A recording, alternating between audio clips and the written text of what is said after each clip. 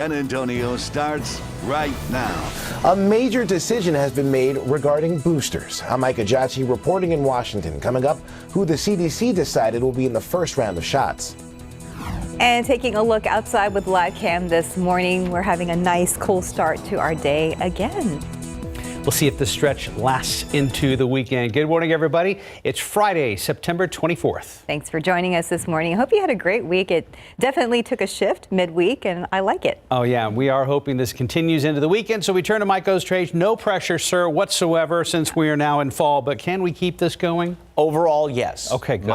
Minor little fluctuations here and there, but yeah, it's going to be, nice, pleasant mornings. Enjoy it. Afternoon's going to be great. Then it will change late Sunday. But yeah, let's just talk about this morning. It's another fantastic morning. We have got mostly clear skies. Watch out for maybe a hint of fog off to the east this morning. Temperature is down to 61 degrees, 50 Comfort, 51 in Kerrville. Looks like we're going to be dropping into the 40s again this morning. And these numbers, which are still very, very low, still below 60, that's that threshold, but they have come up somewhat compared to this time yesterday. That's just one of those little minor fluctuations out there. It will still be able to drop down a few more degrees in the next couple of hours. Ragweed and mold are, ragweed's on the high side, mold is moderate. Everything else is on the low side. Of course, the updated pollen count is going to be coming out just after 7 o'clock this morning. I think we'll drop down into the upper 50s, not quite down to yesterday's 56, but still in parts of the area, sweatshirt's not a bad idea this morning. Light jacket, and then 88 for a high temperature today. Sunny, sensational. Wonderful football weather tonight, and the weekend overall is going to be just fantastic. Also, good news, kind of icing on the cake. Some rain chances are looking, I think, better for next week. Details on that coming up in just a couple of minutes. Steph, Mark? New this morning, San Antonio Fire Department responding to a fire in the 300 block of Devonshire. That's on the city's northeast side between Harry Wurzbach and New Braunfels. Jonathan Cotto joins us live. Jonathan, what's the latest? Good morning. Not so much so far, but we do know reports of that fire came in shortly after 11 p.m. But this is what we know so far. San Antonio Fire Department responding to the 300 block of Devonshire to find a garage and a car on fire. Firefighters on scene say it's unclear what caused the fire, but say they were able to quickly have the blaze under control. Now, an estimate of the damages was not provided, but more importantly, we do know that no reports of injuries were given. And at this time, the cause of the fire remains under investigation. Reporting, Jonathan Cotto, KSAT 12 News. Thank you, Jonathan. Here's a look at the latest COVID-19 numbers this morning. There are 571 new cases in Bexar County. The 7-day moving average is now at 595. 22 new deaths were reported. 820 are in the hospital, with 289 in the ICU and 158 people on ventilators. Well, this is a very big deal. This morning, millions of Americans will soon have access to booster shots. The CDC's director is overruling a panel decision to leave out frontline workers and Americans with jobs that put them at high risk. ABC's Ike Ajachi is in Washington with more. This morning, CDC Director Dr. Rochelle Walensky overruling parts of an advisory panel's decision regarding booster shots, paving the way for tens of millions of more Americans to get inoculated. Dr. Walensky releasing a statement this morning. I believe we can best serve the nation's public health needs by providing booster doses for the elderly, those in long-term care facilities, people with underlying medical conditions, and for adults at high risk of disease from occupational and institutional exposures to COVID-19. This was the right move by CDC Director Walensky to look at the scenario and say, you know what, those people who are actually exposed to COVID-19 on a daily basis, such as those working in an ER, deserve to have the eligibility to get boosters alongside a 20-year-old who may have asthma or be a smoker and work at home and never see COVID-19. So yes, it's a rare move, but it was a necessary one. Yes, this motion passed. Thursday, the panel voting to recommend a third Pfizer shot 6 months after a second dose to people 65 and older and those at high risk, a decision Dr. Walensky agrees with. But the group originally voted against providing booster shots for people based on occupations, leaving out frontline workers, teachers, daycare staff, and others. I think the healthcare workers are critical and cannot be forgotten. National Nurses United, the largest union of registered nurses, furious over the CDC panel's decision, labeling it unconscionable, urging the CDC's director to overrule the panel's decision. Dr. Walensky siding with frontline workers, stating, as CDC director, it is my job to recognize where our actions can have the greatest impact. Now, Dr. Walensky said she made the decision in part because it aligns with the FDA booster authorization decision from earlier this week. Ika Jachi, ABC News, Washington. Today, the U.S. House is set to vote on legislation that aims to guarantee a woman's right to an abortion. Democrats are holding the vote in response to the new Texas law that greatly restricts abortion access. But House passage of the bill is likely to be mostly symbolic. That's because Republican opposition will doom the bill's chances in the Senate. Meanwhile, a coalition of abortion providers is asking Supreme Court justices to step in and decide a key issue in the case now, instead of waiting for a federal appeals court to rule on the issue. Former Minneapolis police officer Derek Chauvin has filed an appeal of his conviction in the death of George Floyd. Chauvin was convicted in April of charges of second-degree unintentional murder, third-degree murder, and second-degree manslaughter. He was sentenced in June to 22.5 years in prison. Chauvin raised 14 issues in his appeal. They include the district court's handling of the motion to change the venue, motions to sequester the jury during the trial, and the motion for continuance. He also took issue with the adding of a third-degree murder charge during the trial. Well, the new iPhone 13 has been on sale about a week now, and now, as of today, pre-orders begin shipping. Apple's new line of phones, not a big redesign of the iPhone 12, but they do have, according to Apple, better cameras, better batteries, and processing for about the same price. There are 4 versions of the new iPhone: the 13 Mini, the 13, 13 Pro Max, and the 13 Pro Max. The tech giant unveiled the phones at an event last week. And time now is 4:36, and it's a nice 61 degrees out there. Oh, it sure is. Still ahead on GMSA, an important recall for parents. We'll tell you why Boppy says its popular lounger pillow can be dangerous. Also next, we have some high school football highlights featuring 2 unbeaten teams, plus a not-so-good night for the Houston Texans. And outside with live cam. Can't think of a better way to start a Friday right here on GMSA. Live look out at 410 by the airport. We're just getting started. We'll be right back.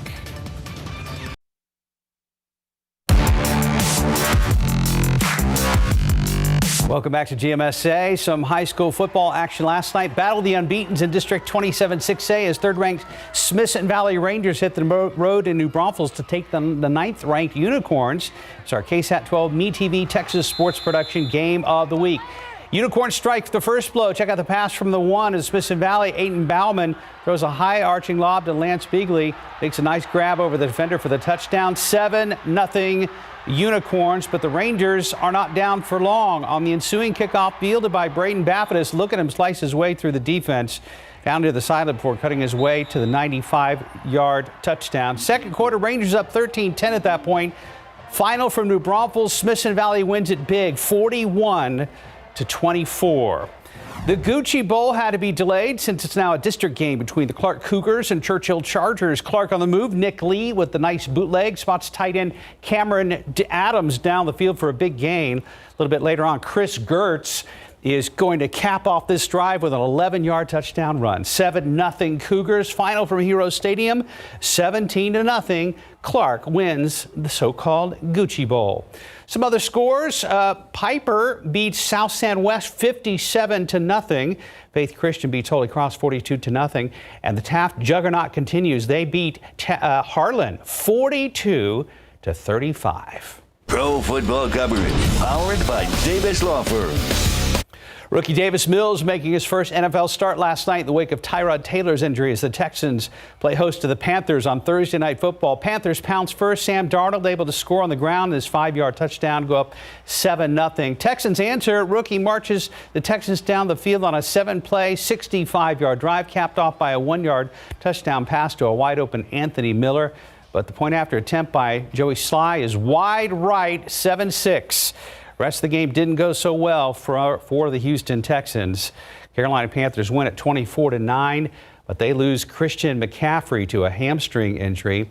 Up next, Texans will take on the Buffalo Bills, but that's not until Sunday, October 3rd. University Incarnate Word Cardinals coming off their biggest win in program history when they beat Texas State in San Marcos. In that game, quarterback Cameron Ward threw for 376 yards and 4 touchdowns. Now the team hosts McNeese State tomorrow. That team coached by former UTSA head coach Frank Wilson. Frank does a fantastic job, and have a ton of respect for him and his program. And I think last year with the hurricane, they kind of got a late start, but you can tell in the film in their 6 games they got better each and every week. And so I think this is a totally different team that we're playing right now than what we did 6 months ago. They're going to come in here and try to hit us in the mouth and play physical. We know that, and so we got to match that effort and go out and do our job.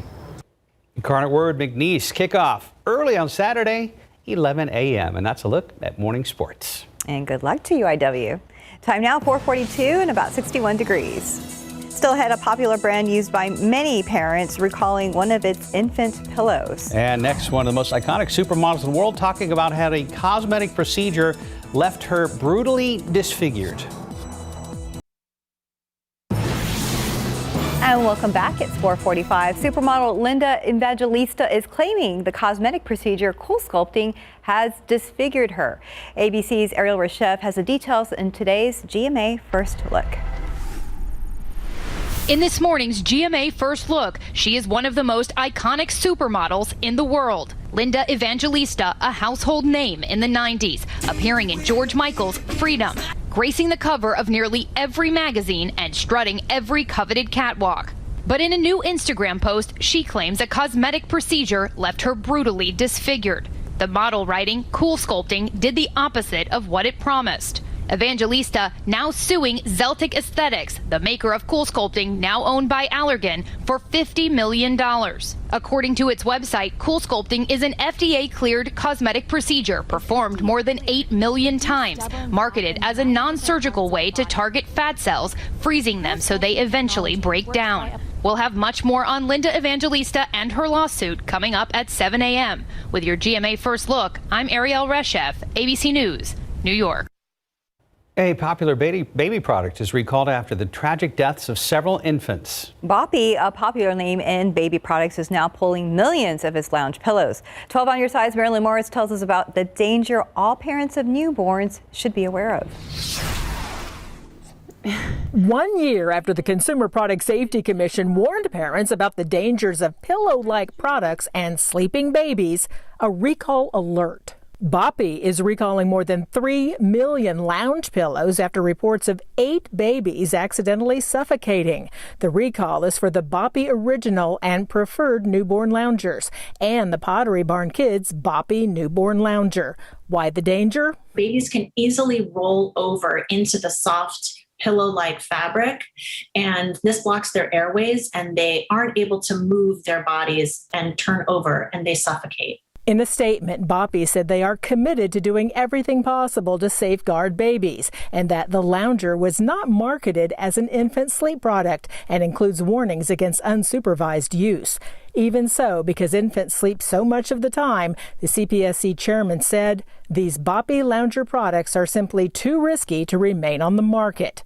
The recall does not apply to Boppy's U-shaped nursing pillows, but safety advocates have concerns about misuse of those. Parents sometimes are tempted to prop their babies up in these pillows and leave them there unsupervised where they might fall asleep. If you have one of these recalled Boppy loungers, stop using it and contact the company for a refund. Remember, the American Academy of Pediatrics says babies should always sleep on a firm, flat surface away from any pillows. Marilyn Moritz, KSAT 12 News. Well, it did get quite warm yesterday, but still very nice around here for late September. Yeah, I think overall it was pretty nice. And what helped is that I could remember that we were going to get cooler temperatures in the morning again, right, Mike? Yeah, the high temperature was the normal, the average high temperature. Upper 80s, that's what we expect this time of year. The humidity was low, so it was really comfortable. You know, if you're in the direct sun, it's not the air temperature you're feeling or just that. You're getting heated up by the sun. So in the shade, yeah, it's really, really pleasant. And then, yes, it is the low temperatures. You know, we started off at 56 yesterday. The normal average low temperature is 68, so 10, 15 degrees below normal. And we're in that situation again this morning. And it was a beautiful day at Pearsall Park. And okay, I was trying to find it earlier. There, see a little mark right there? That's the Tower of the Americas. That's a great picture. Thank you very much for the KSAT Connect picture. Gorgeous this morning. Looks like somebody's coming in right there. Wind is out of, he's coming in, heading down to the southeast because the wind is out of the southeast as of right now. All right, dew point temperatures. First of all, That's always the number like to be below, as I mentioned off the top of the show. 60, we're still below 60. It is still comfortable. It's not as dry, though, as what it was yesterday. As a matter of fact, these numbers are up about 5, close to 10 degrees, but we were so dry yesterday that it's still really pleasant out there. Now, we are going to be seeing our usual kind of drop in humidity, dew point temperatures in the afternoon. So nothing to worry about today, really nothing to worry about tomorrow. It'll start to come back up a little bit tomorrow, but we're still going to be dry enough to allow temperatures to get down into the low 60s tomorrow morning. So it's still going to be a really comfortable morning, and it will be staying on the drier side throughout the day, but we will continue to see the southeasterly airflow, and eventually, more likely later on Sunday, humidity is going to start to really come back into the picture, and then that's going to set the stage for some rain chances around here. Here's what it looks like on the satellite picture, and yeah, nothing going on right now. Like I said off the top of the show, watch out for maybe a patch of fog, especially off to the east. And then there is an upper low down there to the southwest of us, and that's what we're going to be watching as that tends to try and work its way in our direction, and that's what's going to enhance our rain chances. We've got nothing out there.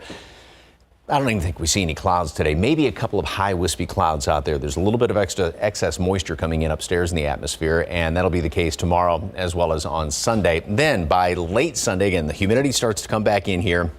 Monday, we're going to have a lot more in the way of clouds. A couple of showers going to start to pop up around the area. A better chance of rain then on Tuesday, going into Wednesday as well. And there are some indications, and, you know, again, it's still a few days off, but by Tuesday, Wednesday, there could be a couple of pockets of some heavier rain around here. So that'll be something we obviously have to keep an eye on. And it also looks like that rain chance may kind of linger around here in some way, shape, or another, even in through the latter part of next week, which wouldn't necessarily be a bad thing. 80 at noon, sunny skies, gorgeous day. And then we are going to be up to 88 for a high temperature today. It's going to cool off relatively quickly when you go to later on this evening. So when you do go to a game, by the way, we do have another ozone action day in effect for today. And so perhaps a sweatshirt with the team name on it tonight. Right.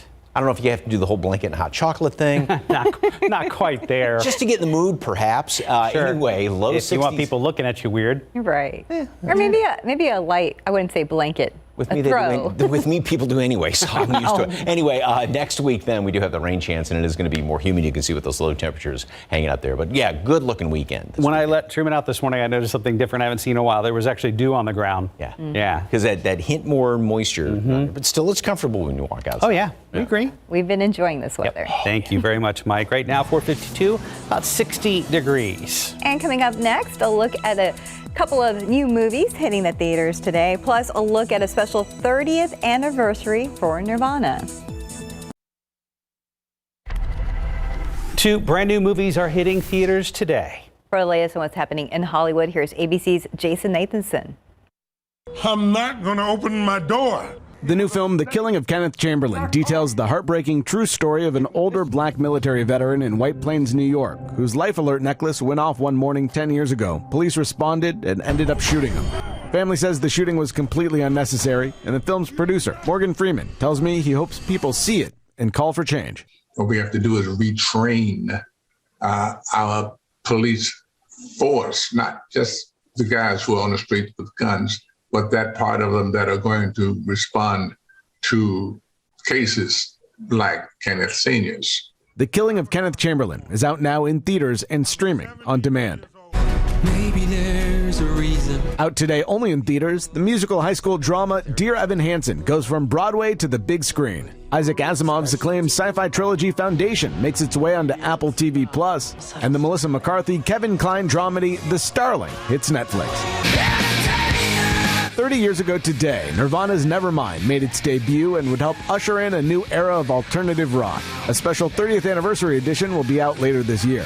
And Dear Evan Hansen star Ben Platt isn't only celebrating because his movie's out today, it's also his birthday. He's 28. And that's what's happening in Hollywood. I'm Jason Nathanson, ABC News, Los Angeles. And time now is 4:57. It's about 60 degrees out there. Still ahead on GMSA, the latest on the committee investigating the January 6th riots at the U.S. Capitol. What's next after it issued its first round of subpoenas? Plus, the company is unveiling a new electric scooter that can play music and even avoid potholes. We're going to have more details ahead in Tech Bites. The Texas Secretary of State's office will be doing another review of the 2020 election results. We'll explain why ahead on GMSA at 6. And a quick look at the roads with TransGuide. We're looking there at Loop 410 and Ingram Road. Things are moving this Friday morning, and we'll be checking in with Stephen Cavazos after the break. Live from KSAT 12. Good Morning San Antonio starts right now. San Antonio police investigating a shooting that's landed one man in the hospital this morning. Details on this case coming up next. Plus, the first round of subpoenas are out regarding the riot at the U.S. Capitol. We're going to tell you who is set to appear in court. Not quite as crisp out there this morning, but still not bad. We're at around 60 degrees at San Antonio International Airport. Mike has your Friday and your weekend forecast. Good morning to you. Thanks for joining us. It is Friday, September 24th. Happy Friday. I'm looking forward to this weekend as well because the weather will work out. It is. You've got a 5K run walk to do tomorrow. Yes, in the morning. We're very excited about that. Let's head for the cure. Yes, indeed. And it's going to be wonderful weather for that. The humidity is going to be nice and low. It's going to be pleasant temperatures and like it is right now.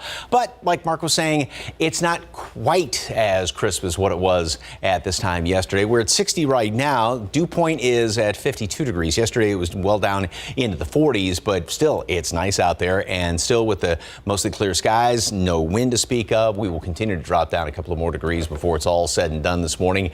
And then a nice warm up will gain about 30 again. Good indication of some dry air getting into the upper 80s, and that's a normal high temperature. So it's the low temperatures that are definitely on the cool side of things. The aquifer dropped down 0.3 of a foot on yesterday's reading, and allergens, ragweed is up there. Mold is moderate and light amounts of everything else. And we do have, temperatures in the hill country that are once again down in the low 50s and upper 40s now. 49 degrees in Fredericksburg. Kerrville at 51, so you'll continue to drop down a couple of more notches, like I said, in the next few hours, and I think we'll make it down here into the upper 50s. Clear and cool this morning, and then sunny, fantastic, upper 80s again today, and then the weekend. Great mornings, low 60s. We'll start to see, not quite as cool each and every day, but still really pleasant.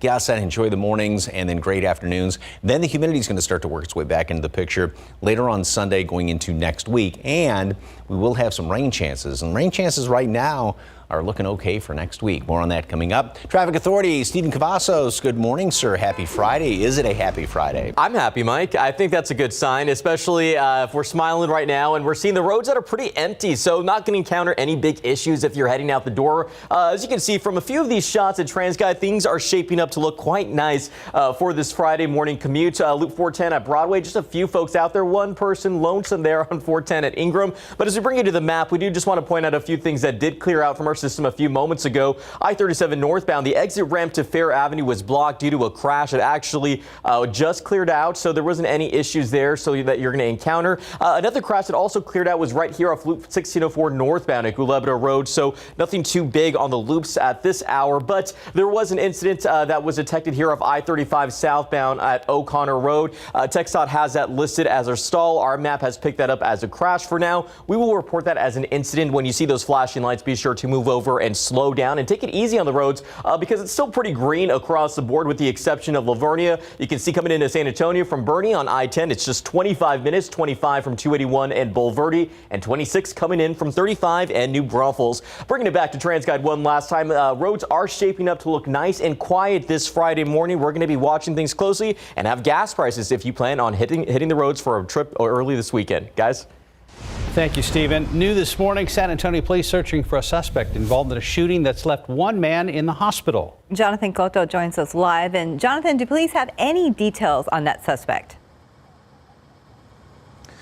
Good morning. No, police say they don't have any information on that suspect and also say there were also no witnesses on the scene. The San Antonio Police Department responding to reports of a shooting on the 8800 block of Starcrest. That's at the Oaks of Marymount apartment complex on the city's northeast side near 410. Police say the 19-year-old victim was shot in the head. Investigators say they are not sure what led to the shooting, but add they did receive several shots fired calls in the area shortly after and calls for a suspicious male with a gun at the Iron Horse apartment complex not too far from this scene. Investigators say they're not sure if the calls are related, but the victim was transported to BAMC in critical condition. Of course, this case remains under investigation. Reporting Jonathan Cotto, KSAT 12 News. Now to Washington, the investigation into the January riots at the Capitol. The first subpoenas have been issued to former President Trump's top aides and advisors. ABC's Mona Kassar Abdi has the details. This morning, the committee investigating the January 6th attack on the U.S. Capitol is now targeting close aides of former President Trump. This is a major escalation by the January 6th committee, the most significant development that we've seen so far. The committee sending 4 subpoenas to the former president's advisors, including Trump's chief of staff, Mark Meadows, former deputy chief of staff, Dan Scavino, conservative activist Steve Bannon, and Kash Patel, the chief of staff to the acting secretary of defense on the day of the attack. The committee telling the 4 men that it's seeking information about Trump's actions before, during, and after the Capitol riot. People that were in close contact with President Trump in the days before and during January 6th are potentially going to have all of their communications scrutinized by the January 6th committee, are going to be brought in for questioning, and it is going to just tighten the focus on the very inner circle around the president. In letters to Bannon and Scavino, the committee writing, quote, there's reason to believe that they have information relevant to understanding the important activities that led to and informed the events at the Capitol. And writing to Meadows, the panel saying, quote, it appears you were with or in the vicinity of President Trump on January 6th. And, quote, the investigation has credible evidence of your involvement in the events within the scope of the Select Committee's inquiry. They will almost certainly fight this and use every tool they have in the legal toolbox to try to avoid cooperating with the January 6th Commission. Mona Kassar Abdi, ABC News, New York. Back here at home, starting today, Metro Health will be giving out $100 HEB gift cards to those who get vaccinated. This is for people getting their first or second dose, not a booster shot. You can only get the gift card by getting vaccinated at a Metro Health vaccine clinic. Anyone 17 and under must have a guardian present. Meanwhile, booster shots are available in San Antonio. The Wonderland Mall vaccination site will reopen later this morning. It's organized by University Health. Anyone 65 years of age and older and those who are high risk are eligible. Boosters will be given out from 10 a.m. to 6 p.m. Metro Health will be giving out booster shots at the Alabama site starting next week. The Salvation Army is racing against the clock to find a new home for its annual Angel Tree program. Normally, the distribution hub is at the San Antonio Event Center, but after a change in ownership, a new location is needed. The Salvation Army looking for a facility that has at least 55,000 square feet, along with air conditioning and heating. The organization says it's willing to pay for the space if they have to. If you know of a location, you can help out. Give them a call at 210-352-2000. And the Big Give is officially over. It ended at midnight, and this was a chance to help out your favorite nonprofit organization in town.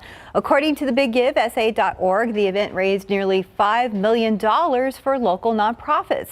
Next year, it will be a little bit different. Instead of midnight to midnight, organizers say the event will happen from 6 p.m.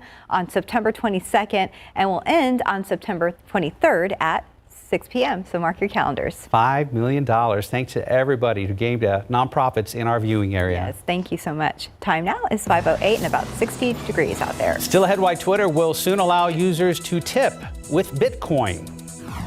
Also next, how the Castle Hills Police Department is using camera footage and social media to warn drivers about the dangers that officers face every day. Outside with live cam. Happy Friday to you. 60 degrees out at the airport. It's going to be a pretty nice weekend. Let's talk about the rain chances for the next week or so. Mike will have an update on when that might happen coming up a little bit later in the newscast.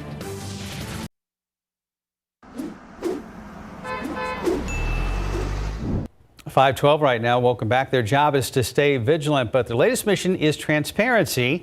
Castle Hills Police Department is releasing videos of dangerous encounters on the roadways. Stephen Cavazos joins us live in the traffic lab this morning. And Stephen, why is this happening now?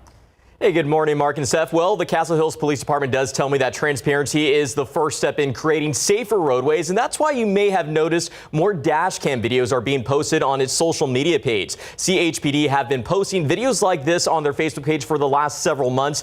They say the goal is to show drivers what actually goes on when an officer encounters some of those dangerous issues, and some of those include stalls, crashes, and even high-speed chases that you're seeing right now, which Sergeant Ronald Singleton with CHPD does tell me tends to happen overnight. Most of our pursuit, as you have seen, generally occur at nighttime, and that's due to the low volume of traffic that's on the highway.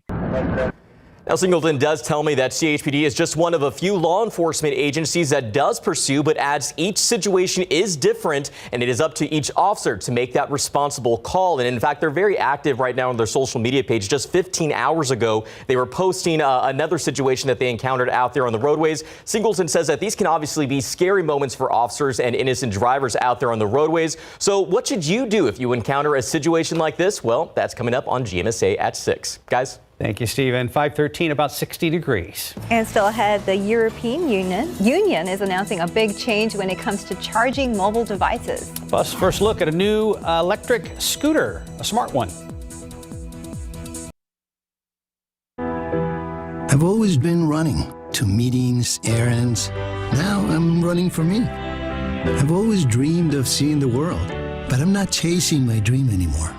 I made a financial plan to live it every day. There was a dream. One day I could see it. At Northwestern Mutual, our version of financial planning helps you live your dreams today. Find a Northwestern Mutual advisor at nm.com. I recommend Nature Made vitamins because I trust their quality. They were the first to be verified by USP, an independent organization that sets strict quality and purity standards. Nature Made, the #1 pharmacist recommended vitamin and supplement brand. We made a promise to our boy Blue that we would make the healthiest foods possible with the finest natural ingredients and real meat first. And that's our promise to you and your dog or cat. Because when you love them like family, you want to feed them like family. Just about 5:17. Listen to this. The European Union has announced plans to require one universal charger for all mobile devices. ABC's Mona Kassar Abdi has details in today's Tech Bites. In today's Tech Bites, a new push for one charger to work for every mobile device. The European Union wants to require smartphone makers to adopt the USB-C cable as a universal charging cord. Apple opposes the idea, saying it would limit innovation and hurt consumers. Next, Twitter is starting to let users leave tips with digital currency Bitcoin. Here's how it works. Twitter says users provide their Bitcoin address or use a payment app called Strike to send Bitcoin tips.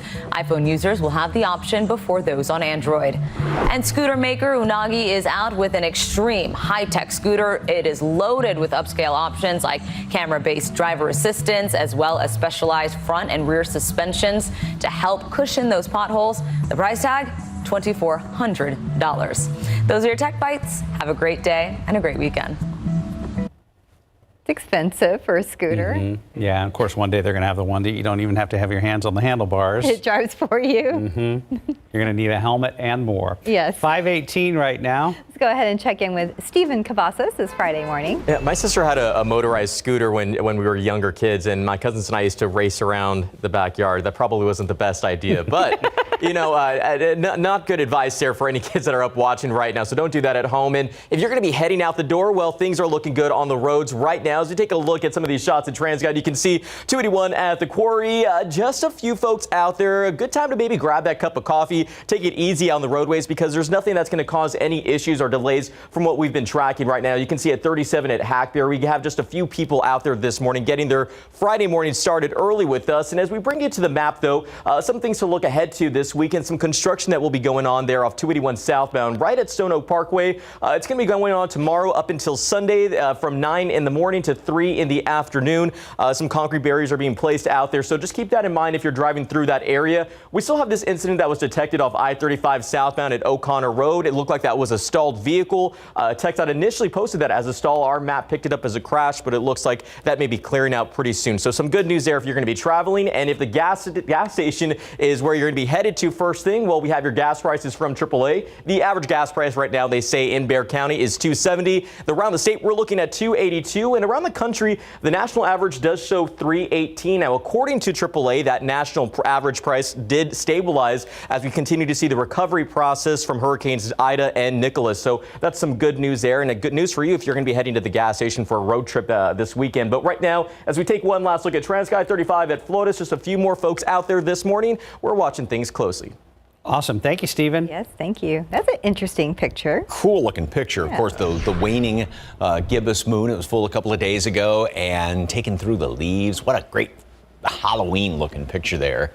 And if you stare enough at these things, it's almost like a Rorschach test. Does that look like a bird? Yeah. There's the wings and there's the beak right there. Yep. That'll keep me occupied. Oh, there's a dog. See? Oh my gosh. I see it. Anyway, You could keep doing this for a while, right? Guess what I'm doing for the next 2.5 hours. Anyway, we do have a lot of clear skies this morning.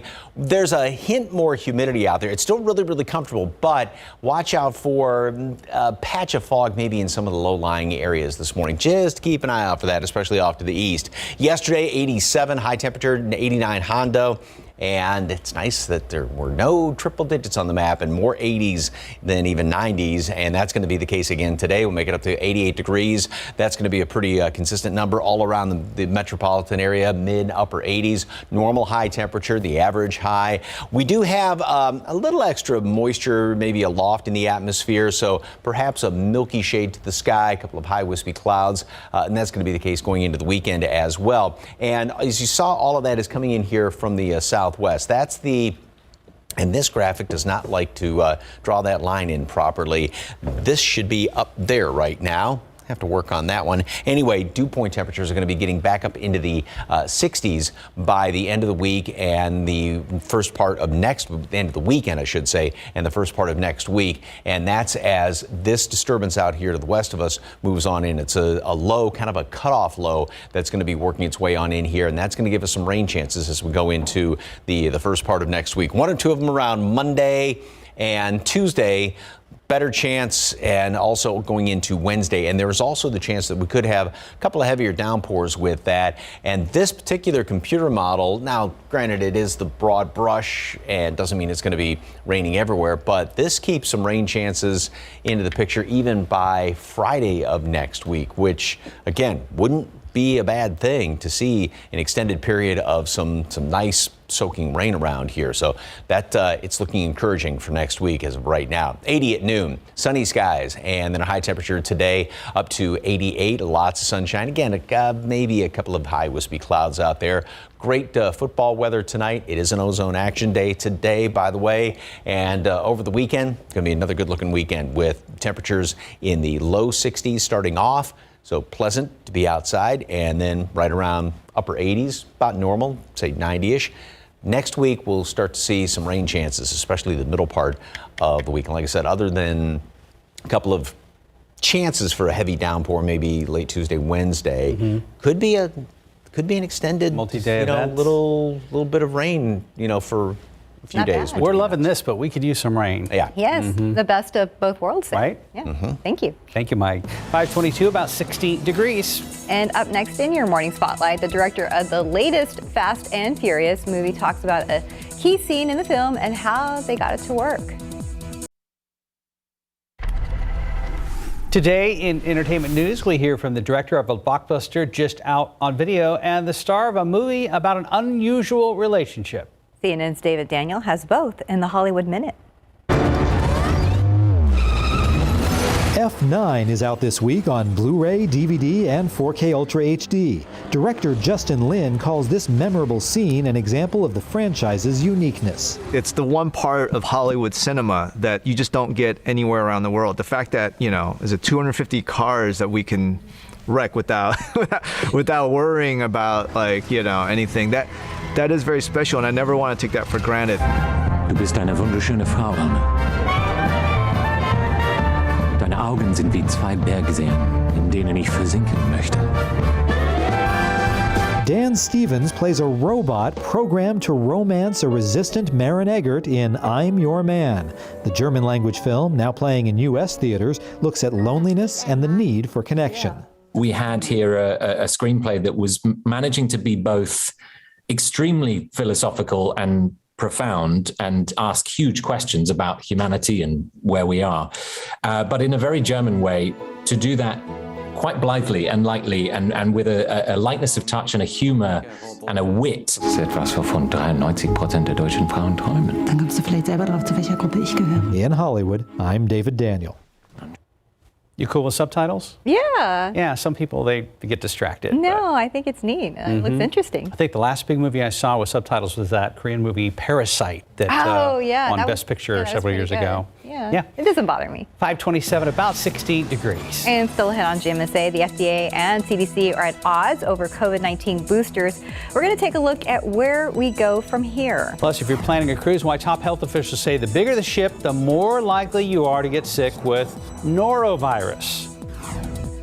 And do you love splurging on Halloween candy and costumes? We're going to tell you how much Americans are projected to spend this year. Plus, do you know your family tree story ahead on GMSA at 6? Sarah Costa explains how to find your Hispanic roots in honor of Hispanic Heritage Month.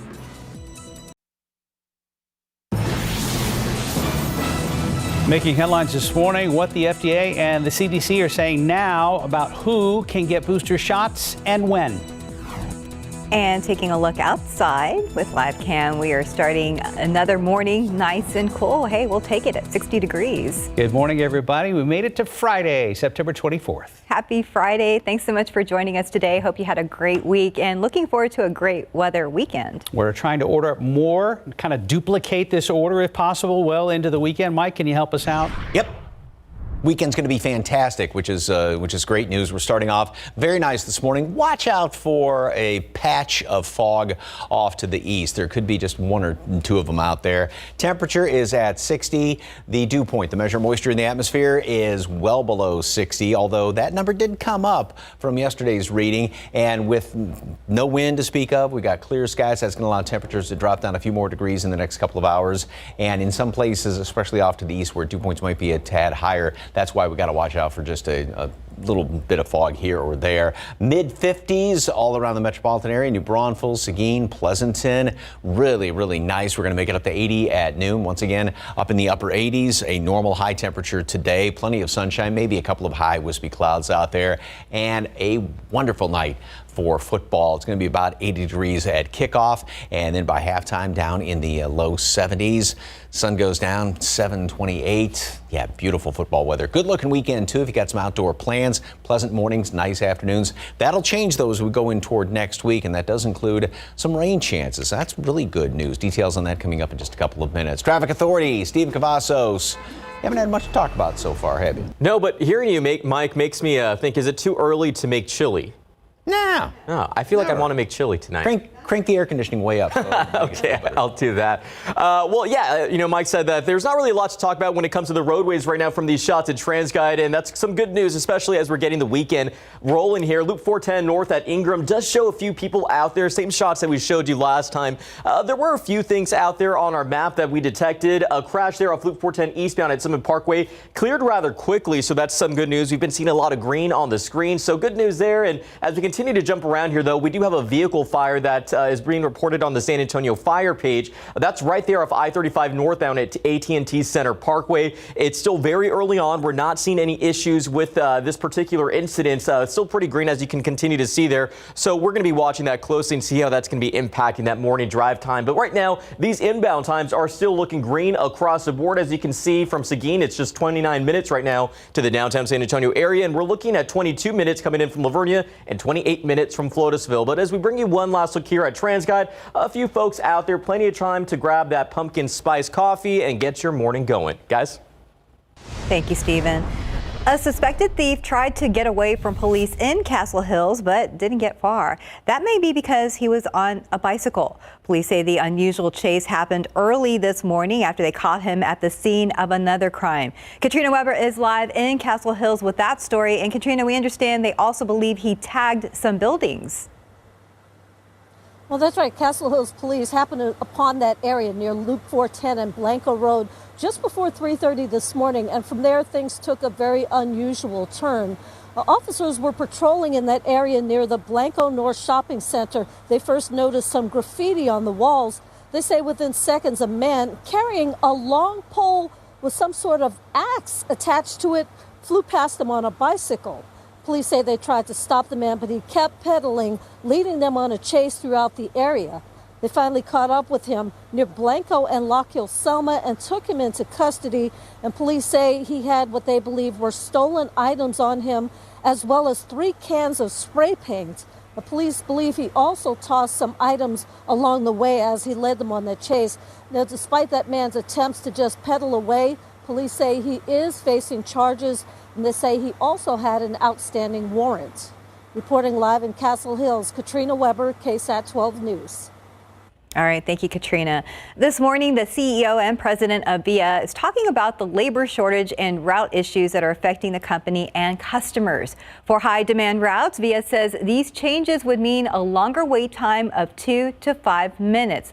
For low-demand routes, it could be up to 30 minutes. President and CEO Jeffrey Arndt says many drivers decided to retire as soon as COVID started, and it was tough to train new drivers because of health and safety protocols. But these new changes to routes are meant to be temporary. In order to make sure our service remains reliable, in October, we are proposing a set of scheduling changes across the system that will put us in a better position with the current workforce and the workforce as we grow. This is a temporary move because as the workforce grows, we expect to return and actually enhance the level of service compared to where we are today. The VIA Board of Trustees must approve those changes. A meeting is scheduled for next Tuesday. The transit agency is hiring, offering people more than $20 per hour with benefits. You can find details on the proposed changes and available jobs on our website at ksat.com. Well, today, millions of Americans are now eligible to get a COVID-19 booster shot. However, getting here has been a bumpy road. CNN's Brett Conway breaks down the back and forth over boosters. The FDA and a CDC advisory panel split over boosters. This is the sharpest disagreement that I've seen in modern history between the two agencies. Wednesday, the FDA gave emergency use authorization to Pfizer's COVID-19 booster for people 65 and up, those at high risk of severe disease, and people at risk because of their jobs.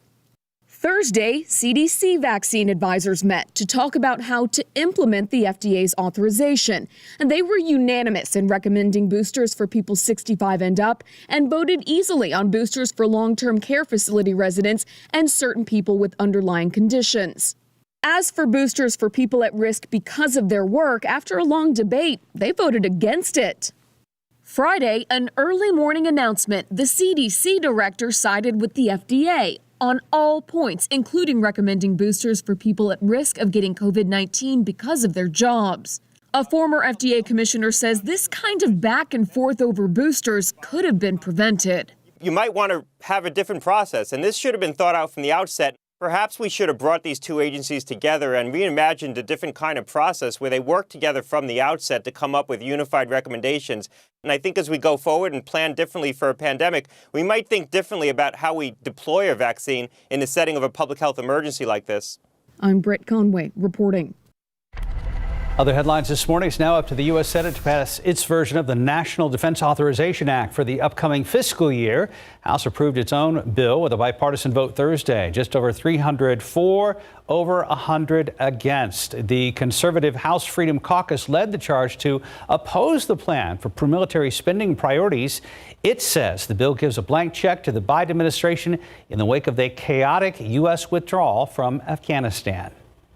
And not much can ruin a cruise faster than the dreaded stomach bug, and not all ships are created equal for preventing it. Researchers with the CDC looked at data from more than 150 outbreaks of gastrointestinal infections on ships from 2006 to 2019. They found that the bigger the ship and longer the cruise duration, the more likely you are to become ill. Norovirus is responsible for 90% of GI infections on ships because it's hard to clean from surfaces. Certain ports are also seen to be more prone. For example, more outbreaks were associated with Fort Lauderdale than Miami. Experts say the best way to protect yourself is to wash your hands frequently. Right now at 5:39, about 59 degrees. And still ahead, the latest on a deadly shooting at a Tennessee grocery store. Let's target scaling down its holiday hiring this year. Why that's a good thing for existing workers. And taking a look outside with live cam, we are starting your Friday nice and cool once again. We'll take it. And we'll be right back. 5:42 now, that mass shooting at a supermarket in Tennessee. One person was killed, at least 14 others were injured. This morning, more witnesses are describing how people in the store ran for their lives. ABC's Phil Lipoff has the details. This morning, the first victim of a mass shooting at this Tennessee supermarket has been identified. The family of 70-year-old Olivia King confirmed she was killed. They believe she went to church before heading to the store. That's when investigators say a gunman went on a rampage inside that Kroger. I'm thinking there's nowhere to hide, and you're like out in the open, and you're at his mercy. He could just shoot you. Jean Prost works at the store. She was in the produce section when she says she heard 5 loud pops. I thought it was in floral, and she had busted latex balloons. I thought, gosh, she's busting a lot of balloons. And I looked up and I see people running. Officers rushing to the scene, searching for survivors. This worker had to climb to the roof to escape. We found people hiding in freezers and in locked offices, and they were doing what they had been trained to do: run, hide, fight. When you see a bear, you know what they tell you when you see the bear? Play dead. So I play dead. Police say the gunman, who has not been publicly identified, was found dead from an apparent self-inflicted gunshot wound. Authorities have not revealed a motive, but sources say they are investigating the shooting as a suspected case of workplace violence. Phil Lipoff, ABC News, New York. 5:43, about 59 degrees. How much do you plan to splurge on Halloween this year? We're going to tell you what the country is on track to spend. Oh, that's what Mike's wearing this year.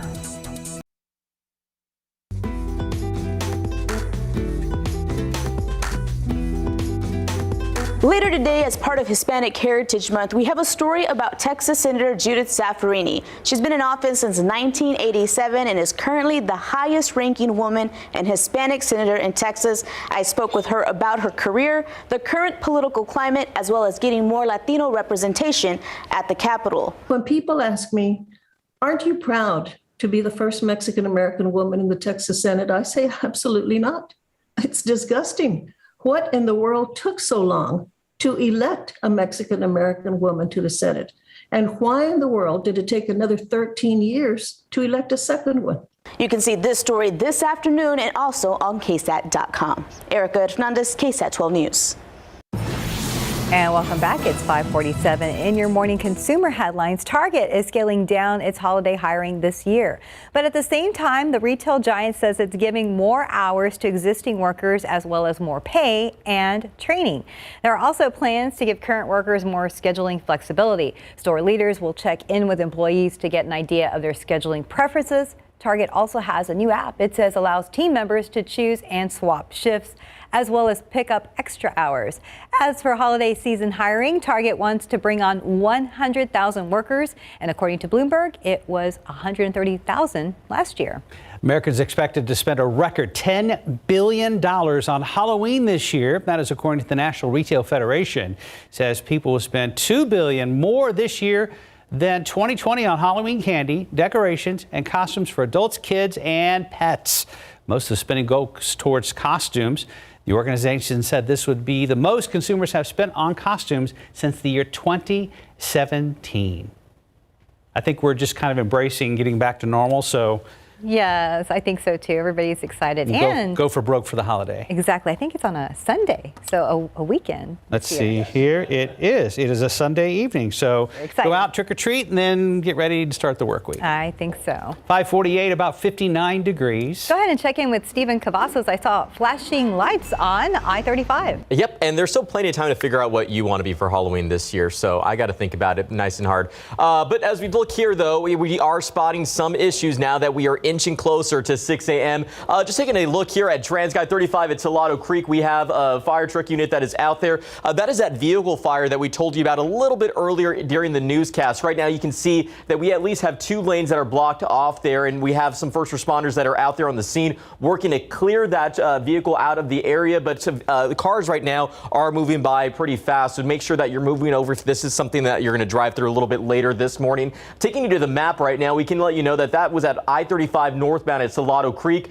The exit ramp to Splashdown Drive has been closed off while we do have those first responders out there working to clear it up. So again, be cautious out there this morning. We do have some stalls that are starting to pop up on our map here. This one off I-10 eastbound at Vance Jackson Road, not causing any issues, but that trend does continue up here to 35 northbound right at FM 1103. So make sure you are checking those vehicles before you hit the roadways. Right now, this is the big thing that we're going to continue to watch throughout the morning, see how that impacts that early morning commute. Just take it safe out on the roadways. And as always, make sure that you are moving over and slowing down for those first responders. They are working to clear the roads and make it safer for you and I. Guys? Thank you, Stephen. Missed all the trick-or-treaters last year back to Halloween, you know? Yeah, hopefully this year we'll see a few more.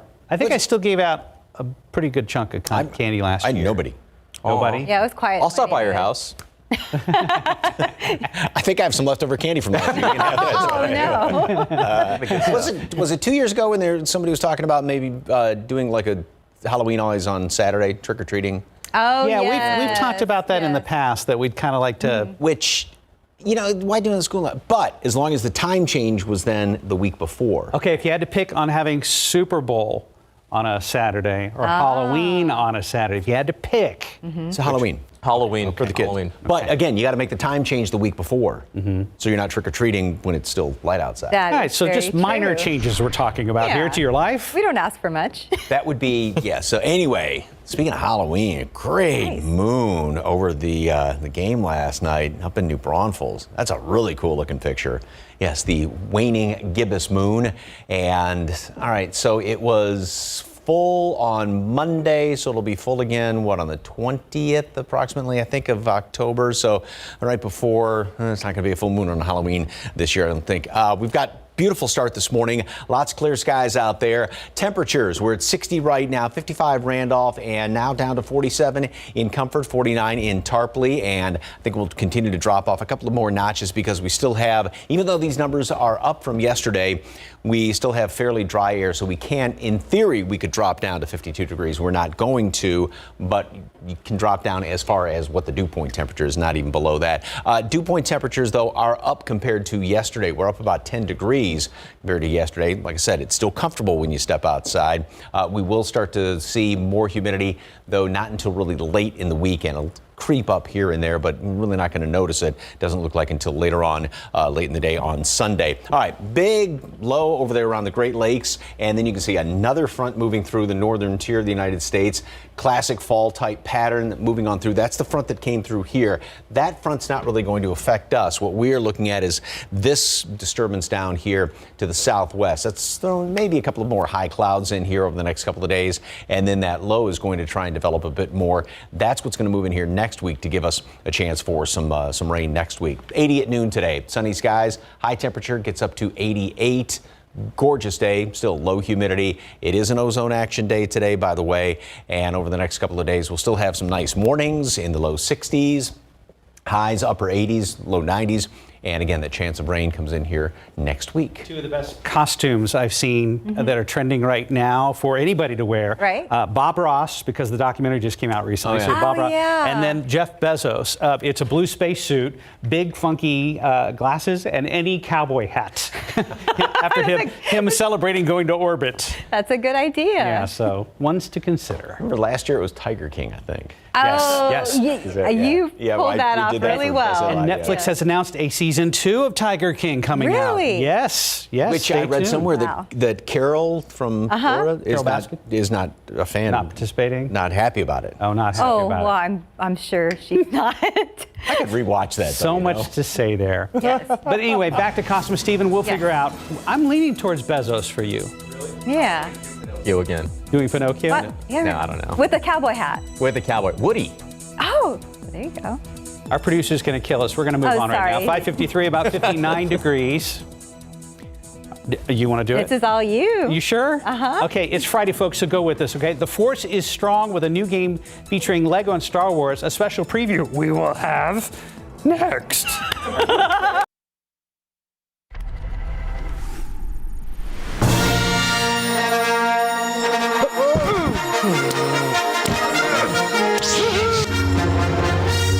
Brick 5 standing by.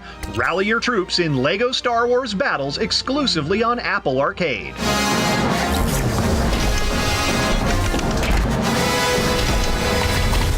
It's a real-time strategy game that's easy to get into, but has a strategic depth, which means it's quite hard to master.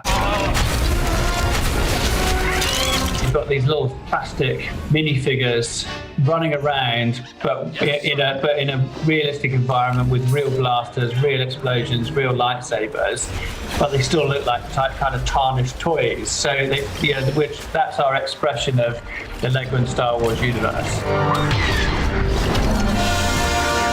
The game is all about bringing on the right troops at the right time and managing the energy resource, the energy bar, that charges up over. You get one energy clip every couple of seconds, and the objective is to kind of use that resource sparingly, but in the right kind of the way, bring the right troops on, the right strikes at the right time, and trying to get ahead of your enemy. Leveling Up in Hollywood, I'm Rick Damigella. Coming up in our next hour, GMSA, the next story in my fishing series, we head out to East Texas to check out the Texas Freshwater Fishery and their Share Lunker program. Details on what it is and how anglers can participate. Let's check TransGuide right now. We've got this incident working right now, 35 at Salado Creek. Details with our Stephen Cavazos coming up after the break.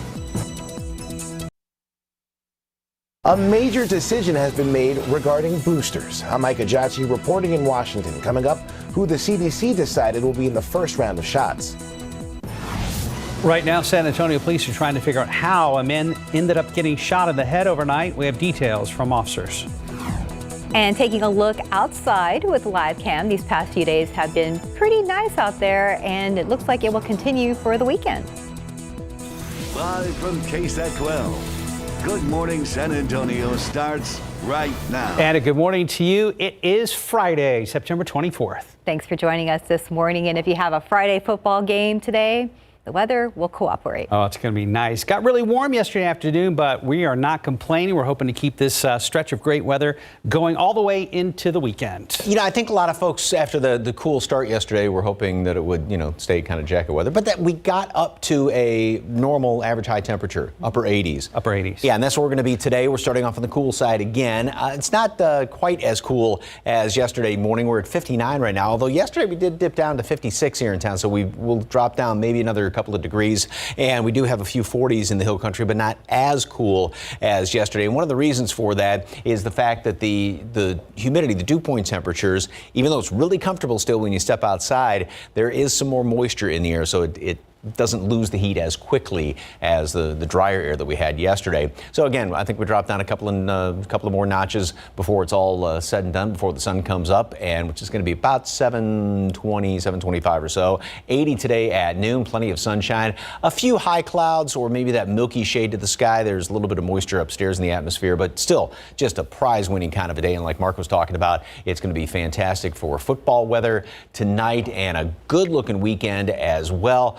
We've got some nice temperatures in the morning, pleasant in the afternoon. That's going to change, though, late in the weekend and then going into next week, but that does include some rain chances, so that's some really good news. Details on that coming up in just a couple of minutes. Traffic Authority, Stephen Cavazos. Anything big? I saw the last half hour you had that accident out. Yeah, it didn't stay quiet for too long. It seems like as we inch a little bit closer to that morning rush, that's when those issues start to pop up. And another crash reported right there off 90 West at Zarzamora. You can see that it is getting a lot busier with traffic moving through that area. But check out those flashing lights that we have out there. First responders are working to clear that up. Not sure how long they're going to stay there, but that was detected there on those westbound lanes of US 90 right at Zarzamora. Again, not causing any issues, even though we are starting to see the traffic building. It could possibly create a factor if you're going to be heading out toward Castroville later this morning. But as we jump around here, we still do have that vehicle fire, as Mike was just mentioning, off I-35 northbound at Salado Creek. It does appear, I was just checking the TransGuide monitor, it does appear that it looks like they're getting that out of the way. So some good news there, but still be cautious out there this morning. It's been a pretty busy start now that we're really getting there. I-35 northbound at FM 1103 still had that stalled vehicle reported there. So we're going to be watching those situations very closely, but thankfully some good news here with these inbound times. It is green across the board, so pretty pleasant from Pleasanton on 37 if you're traveling to San Antonio, just 28 minutes. Lytle right now on 35, we're looking at 16 and 19 minutes coming in from Castroville on Highway 90 in those eastbound lanes. But keep in mind, these westbound lanes are what are being affected right now because of this crash. We're going to continue to watch that closely and give you all the updates right here on GMSA. Mark, Stephanie. Thank you, Stephen. New this morning, a man's in the hospital after police say he was shot in the head. Now, there's limited information on what happened, but here's what we know so far. Happened just before midnight in the 8800 block of Starcrest. That's on the northeast side. Police say a 19-year-old man was outside an apartment complex when he was shot in the head. Officers on scene tell us they don't have a suspect and they don't know what led up to the shooting. The victim was taken to BAMC in critical condition. The investigation is still underway. Also new this morning, investigators are looking into what caused a vehicle and garage to catch fire on the city's north side. This was a scene around 11 last night on Devonshire Drive near Eisenhower Road. Fire crews say when they got there, both the vehicle and garage were already on fire. Right now, it's not clear which one was on fire first. We are told crews were able to put it out quickly. San Antonio Mayor Ron Nirenberg says COVID conditions are slowly improving, but we can't let our guard down. Let's take at the latest COVID numbers. There are 571 new COVID cases in Bexar County. Our 7-day moving average is 595. 820 people are in the hospital, with 289 in the ICU, 158 on ventilators. City health officials report 22 more people have died from the virus. 1.48 million people are now fully vaccinated in Bexar County. This morning, millions of Americans will soon have access to those booster shots. The CDC's director overruling a panel decision to leave out frontline workers and Americans with jobs that put them at high risk. ABC's Ike Ajachi is in Washington with more. Good morning. The CDC advisory panel said basing boosters off occupation will only cause confusion. The CDC's director felt otherwise. This morning, CDC Director Dr. Rochelle Walensky overruling parts of an advisory panel's decision regarding booster shots, paving the way for tens of millions of more Americans to get inoculated. Dr. Walensky releasing a statement this morning. I believe we can best serve the nation's public health needs by providing booster doses for the elderly, those in long-term care facilities, people with underlying medical conditions, and for adults at high risk of disease from occupational and institutional exposures to COVID-19. This was the right move by CDC Director Walensky to look at the scenario. Yes, this motion passed. Thursday, the panel voting to recommend a third Pfizer shot 6 months after a second dose to people 65 and older and those at high risk, a decision Dr. Walensky agrees with. But the group originally voted against providing booster shots for people based on occupations, leaving out frontline workers, teachers, daycare staff, and others. Dr. Walensky siding with frontline workers, stating, as CDC director, it is my job to recognize where our actions can have the greatest impact. Now, Dr. Walensky said she made the decision in part because it aligns with the FDA booster authorization decision from earlier this week. Ike Ajachi, ABC News, Washington. And today is the first day that some people will be able to get their COVID-19 booster shot. In addition, people in San Antonio and Bexar County are being offered an incentive to get their regular vaccine. Jonathan Cota joins us live with details. Good morning, Jonathan. Good morning, Mark. Good morning, Stephanie. University Health is reopening the Wonderland of the Americas Mall today. to administer COVID-19 booster shots. People or individuals eligible are those 65 years and older, and those who are 18 and older who are at high risk of severe COVID-19 infection due to underlying health conditions. The site is located on the upper level of the mall and will be open from 10 a.m. to 6 p.m. Officials say mall escalators are out of order, and those wanting to get a shot should enter at the upper level exterior entrance on the west side of the mall.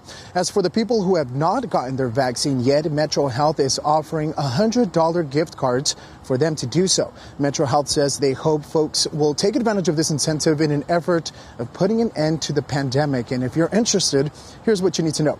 Metro Health says gift cards will be given to individuals receiving either one dose of the Johnson & Johnson vaccine or the second dose of Pfizer or Moderna at any Metro Health site, of course, while supplies last. Anyone who is fully vaccinated before today's date are not eligible for the incentive. Now, Metro Health says people getting a third vaccine dose because of a moderate or severe immunosuppression are also not eligible for the gift card. And of course, those who are 12 to 17 years of age must be with a parent or guardian to receive that $100 gift card. Now, it's important to mention no ID is required, but individuals must bring their immunization cards to their visit. And of course, can't purchase alcohol or tobacco with that gift card. Reporting Jonathan Cotto, KSAT 12 News. All right, thank you, Jonathan. Here at home, the Salvation Army is racing against the clock to find a new home for its annual Angel Tree program. So normally the distribution hub is at the San Antonio Event Center, but after a change in ownership, a new location is needed. The Salvation Army is looking for a facility that has at least 55,000 square feet, along with air conditioning and heating. The organization says it's willing to pay for the space if they have to. So if you know a location, you can call that number on your screen, 210-352-2000. We'd like to remind you the 8th annual Head for the Cure 5K Run Walk is happening tomorrow right here in San Antonio. Hundreds of runners will lace up their sneakers or hit the road virtually to help raise awareness about brain cancer and raise funds for research. Brain cancer hits thousands of families every year, including our own right here at KSAT 12. We lost our news director, Jim Boyle, of brain cancer back in early 2014. After a virtual event last year, this year there is an option to run in person or virtually. It starts at 8 a.m. at Providence High School, just down the street from the KSAT studios. For more information on how to participate or donate, I did this morning, head over to ksat.com/community. Yes, he did. Thank you, Mark. And the Big Give is officially over. It ended at midnight. It was a chance to help out your favorite nonprofit organization in town. And according to the BigGiveSA.org, the event raised nearly $5 million for local nonprofits. Next year, it will be a little bit different. Instead of midnight to midnight, organizers say the event will happen from 6 p.m. on September 22nd and will end on September 23rd at 6 p.m. Shifting gears, staying vigilant and transparent about what happens on the roadways. The Cavazos Police Department aims to do just that by showing drivers some of the big problems they encounter each and every day. Stephen Cavazos is live in the traffic lab. And Stephen, what did you find out? Well, as we just mentioned, some of those issues included stalls, crashes, and even those high-speed chases, which can make for intense moments out on the roadways. And you may have noticed more dash cam video like this being posted to their social media pages. Now, CHPD does tell me that they want to remain transparent about what keeps their officers busy. I spoke to Sergeant Ronald Singleton, and he tells me that CHPD is just one of a few law enforcement agencies that does pursue, but it is ultimately up to that officer to make the responsible call. No matter the situation, though, Singleton says it is important that drivers stay alert. And when they see those blue and red lights going off, they typically turn their head and the hands go. Just like any other time you see an emergency vehicle coming down the roadway, you pull over to the right side and you let them pass. And that's a message we continue to reiterate every morning. Singleton does add that most pursuits occur overnight when there are less drivers out on the roads. Now, CHPD does plan to expand their safety efforts on the roads by adding a traffic unit division, and we will have more on this story later today at noon. Guys? Thank you, Stephen. 6:11, about 58 degrees. And Twitter is letting users leave tips with Bitcoin. We're going to explain ahead on GMSA. And next on GMSA, we'll tell you about the Texas freshwater fishery out in East Texas and what their Scherlunker bass breeding program it's all about. It's the latest in my fishing series. And taking a look outside with live cam this morning, we're starting off at 58 degrees, nice and cool, and maybe next week we'll see some rain, but not right now. We'll be right back. Welcome back, 6:15. All summer long, I did stories about fishing around South Texas. We visited a local tackle shop. I introduced you to an angler education foundation and profiled the San Antonio-based lure company.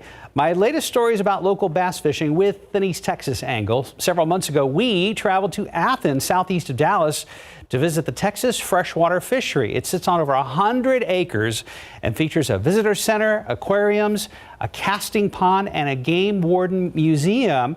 We really focused on their fish hatchery and laboratories, which you can tour. This place is home to what's called the Scherlunker program. 3 months a year, bass over 13 pounds called lunkers can be shared and brought to Athens for selective breeding. So when we collect a fish, we pull right through this gate here. We pull up to this door over here at the lunker bunker. We transfer that fish from our hauling tank into our workup facility tank. We sedate the fish. We treat the fish, and then from there we put it into one of these lunker bunker holding tanks until we start the spawning process. And this program has seen, pardon the pun, big results since 1986. The Scherlunker program continues to produce big bass that are then restocked into lakes around Texas, ensuring trophy class bass will be caught for years to come. And later this morning on GMSA at 9, you'll see more of the 23 legacy class bass caught this year right here in Texas. We'll also find out more about the science behind the program, a program that is exclusive to the Lone Star State. Again, my full story airs today at 9. That's cool. I like how he said the lunker bunker. The lunker bunker. It's like a love shack for bass. Very, very cool. Time now, 6:17. Let's go ahead and check back with Stephen Cavazos. Well, good morning, everyone. Right now, we got some good progress there on the roadways 35 at Salado Creek. We did have that vehicle fire that was reported out there. We mentioned to you just a few minutes ago that first responders were out there clearing it out, and it looks like that is now out of the way and traffic is moving nice and smooth through that area. So some good news there. We did also have a crash that was reported here off US 90 westbound at Zazamora. I was checking the TransGuide cameras. It looks like that has since cleared out. So we're seeing more green on the screen as apparent here. Again, that vehicle fire that was reported has since cleared out off I-35 northbound at Salado Creek. We'll work to update those maps here in just a moment. And that stalled vehicle that we talked about there off I-35 northbound at FM 1103 has since wrapped up as well. So we got some good progress out on the roadways right now. Perfect time to grab the cup of coffee, get your morning started, get your weekend going. One last look there at 35 at Salado Creek. Traffic is moving nice and smooth, so we're happy to report some good progress there, guys. Good news. Thank you, Stephen. And you might want to grab maybe a light sweater if you have to wait at the bus, at least for the morning hours. Yeah, we've got temperatures that are down in the low 60s and 50s around much of the area right now, and it's going to probably drop down a couple of more degrees. So I'm going for 58 for a low. Yesterday was 56, so we're going to be close to it, about 10 degrees below the normally average low temperature. High temperature is going to be right where you would expect. Sunny and sensational again today, up to 88 degrees. And hey, got a football game tonight. It is going to be fantastic football weather. Temperatures are going to be right around 80 at kickoff, and then we're going to make it up to 70, or make it down to 73, pardon me, right around halftime. It's going to be a wonderful evening. Sunset's about just about 7:30 this evening. So clear and beautiful weather. Okay, this, even if you're not afraid of spiders, I would not want to see this in the garden. No, not at all. I don't know if they zoomed in on that thing or if that thing was that big. So objects may be larger than they appear. I mean, it looked like it was the size of the palm of your hand, just about. Yeah. We're not seeing the glow of the sunrise as of yet. 59 degrees here in town and 46 right now in Comfort. So nice temperatures, up a couple of notches from where we were at this time yesterday. And again, the reason for that is the fact that we've got a little bit more humidity out there this morning. It's still comfortable, but these numbers are up slightly. So the slightly more moisture in the atmosphere doesn't lose the heat quite as quickly as what the really, really dry air did yesterday. And we are going to continue to have low humidity around today. It should be dropping down somewhat in the afternoon, as it usually does, and then come back up a little bit tomorrow morning and then drop back down in the afternoon. So really all weekend long, it is going to be fantastic as far as the humidity is concerned around here. Now, as far as any rain chances, we really don't have anything over the next couple of days. I mean, couple of high clouds out there. That's pretty much going to be about it all the way through the weekend. By late Sunday, humidity is going to start to come back up a little bit, and then that's when we'll start to see a few showers around here. About, say, a 20% chance for some rain on Monday. Tuesday, a better shot at rain, and there are some indications that we could see actually a few heavier downpours potentially by Tuesday going into Wednesday. And this computer model actually does have rain sticking around, or at least the chance of it. Now, this is that sort of broad brush computer model, but it does have the chance of rain sticking around in through a good chunk of next week, which would be just a fantastic scenario if we could get, not obviously a lot of heavy rain, but if we could get, you know, just that nice steady rain off and on throughout the course of about 3, 4, 5 days. That would be wonderful. Today, speaking of wonderful, 80 at noon, sunny skies, high temperature up to 88. Again, sunny skies, maybe a couple of high wispy clouds out there, perhaps the milky shade to the sky. We do have an ozone action day in effect today, and going into the weekend, yeah, it's going to be nice. Again, football weather tonight, pleasant mornings the next couple of days, sunshine in the afternoon. Yeah, just get outside and enjoy it, and let's keep our fingers crossed for rain next week. Cool. Looks like this weekend's going to be a ball. Yep. Thank you, Mike. 621, about 58 degrees. And just ahead, the European Union announces plans to require all mobile devices to use USB-C. Details on what Apple is now saying. Yes. This is that touchable hold secret recipe no more shea and sweet almond glow. That ready for anything, vitamin-infused shade of perfection. That all-natural mood, that breathe deep and let it go moment. That gentle but effective go-to. That, you just found out? I thought you knew. This is the best of Black-owned beauty, made for everyone. Stanley Steamer cleans your whole home. All you gotta do is pick up the phone. It's not just carpet anymore. It's tile, wood, stone, really any floor. Call 1-800-STEAMER now. We'll clean your home and you'll say, wow. Life doesn't stop for diabetes. Be ready for every moment with Glucerna. It's the #1 doctor-recommended brand that's scientifically designed to help manage your blood sugar. Live every moment. Glucerna.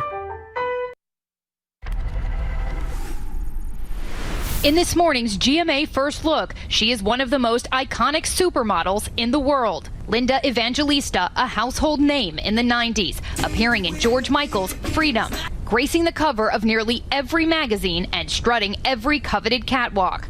But in a new Instagram post, she claims a cosmetic procedure left her brutally disfigured. The model writing, "Cool Sculpting," did the opposite of what it promised. Evangelista now suing Zeltic Aesthetics, the maker of Cool Sculpting, now owned by Allergan, for $50 million.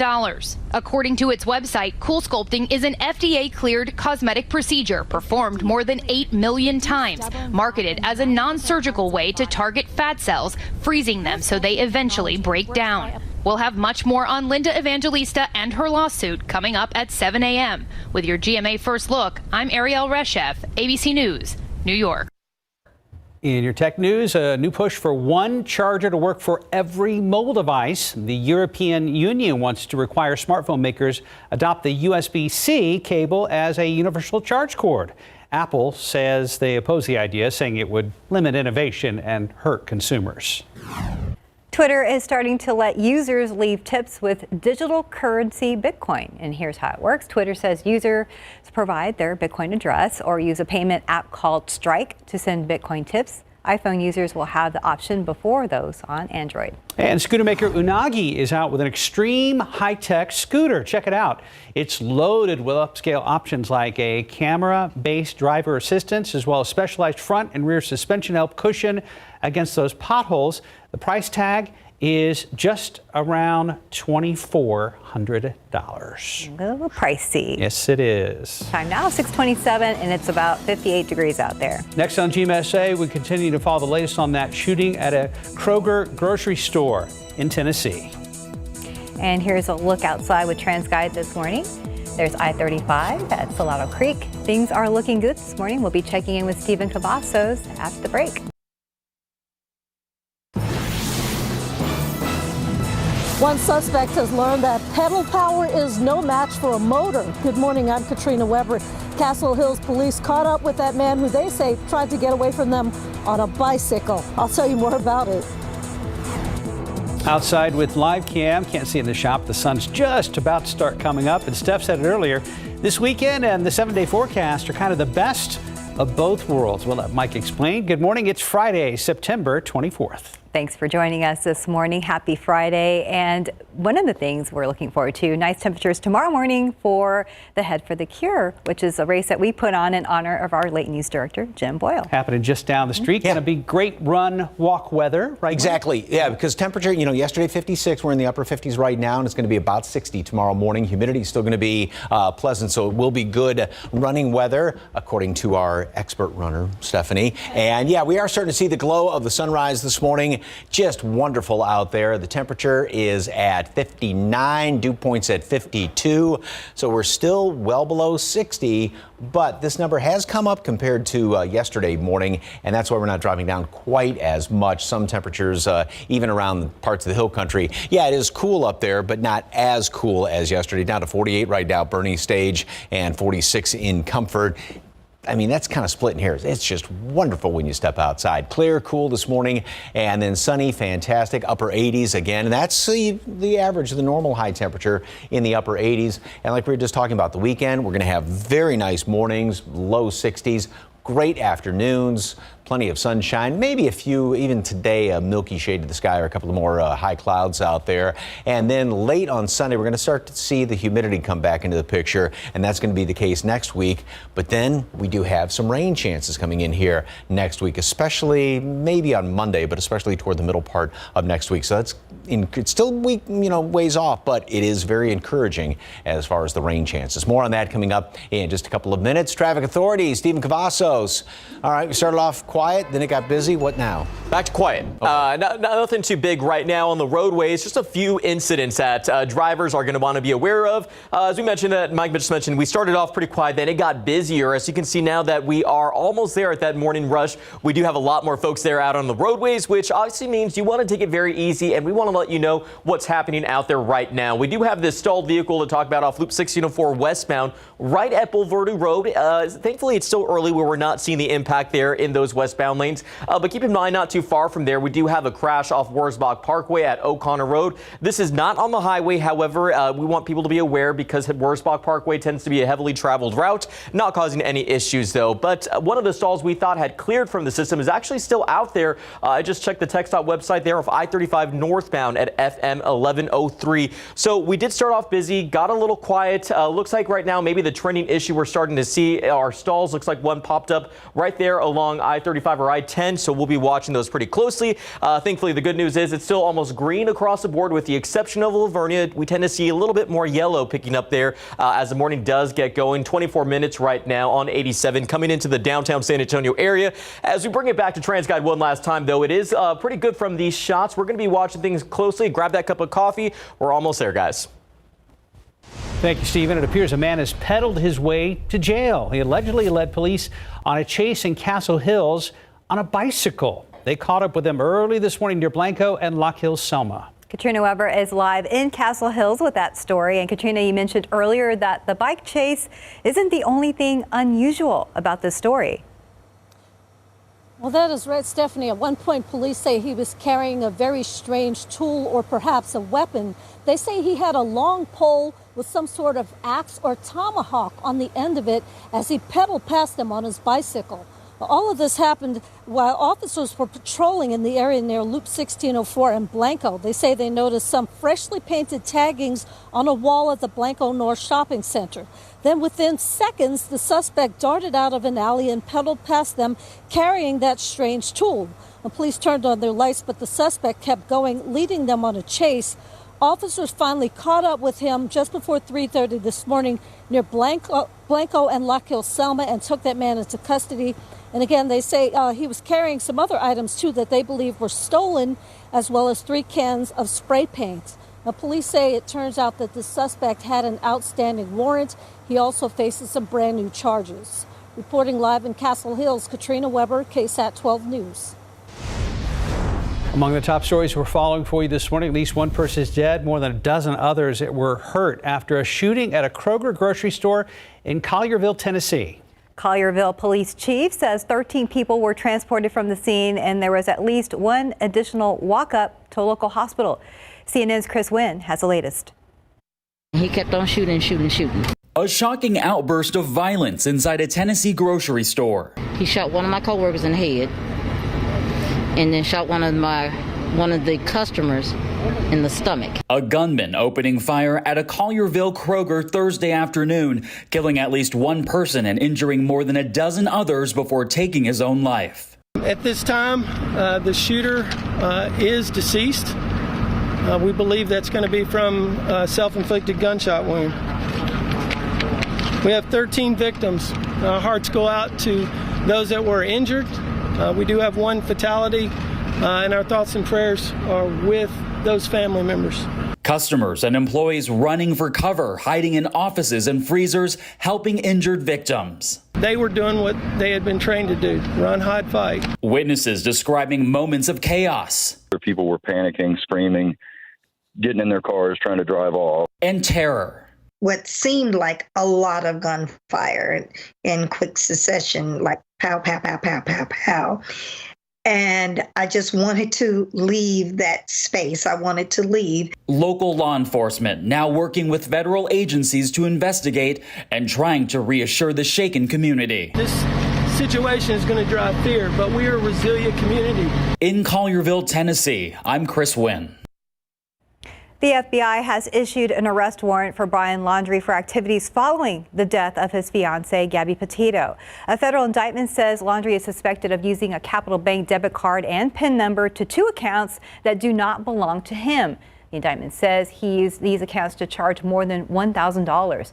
Petito's remains were found on Sunday in Wyoming's Bridger-Teton National Forest. The coroner made an initial determination that she died by homicide. The FBI is asking for the public's help in finding Laundrie. He has not been seen since September 14th. The Texas Secretary of State's office announcing another review of the 2020 election results. The forensic audit will cover 4 counties: Collin, Dallas, Harris, and Tarrant counties. 2 are Democratic strongholds, 2 are Republican ones. The announcement comes the same day former President Trump asked the Texas governor for a ballot review. The Select Committee investigating the January 6th attack on Capitol Hill have issued the first round of subpoenas. The subpoenas target 4 close allies of former President Donald Trump, former Trump White House Chief of Staff Mark Meadows, former Deputy Chief of Staff Dan Scavanaugh, former advisor Steve Bannon, and Kash Patel, a former Chief of Staff to then Acting Secretary of Defense Christopher Miller. The committee telling it's seeking information about Trump's actions before, during, and after the Capitol riot. The documents are due by October 7th. Senate Majority Leader Chuck Schumer plans to hold a procedural vote Monday on a plan to keep the government open. It's likely to fail because it also raises the debt limit. Republicans don't want the U.S. to borrow more money when it already owes more than $28 trillion. Republicans appear willing to pass a temporary government funding plan that does not involve the debt ceiling at all. Right now, it is 6:39, about 58 degrees. Do you know your family story? Next on GMSA, we're going to tell you how you can learn about your genealogy and your Hispanic roots. And welcome back. It's about 6:42. Do you know your family tree story? The Seguin Public Library can help you find your Hispanic roots in honor of Hispanic Heritage Month. GMSA's Sarah Costa spoke with the organizer about how to get started and the importance of knowing your Hispanic storyline.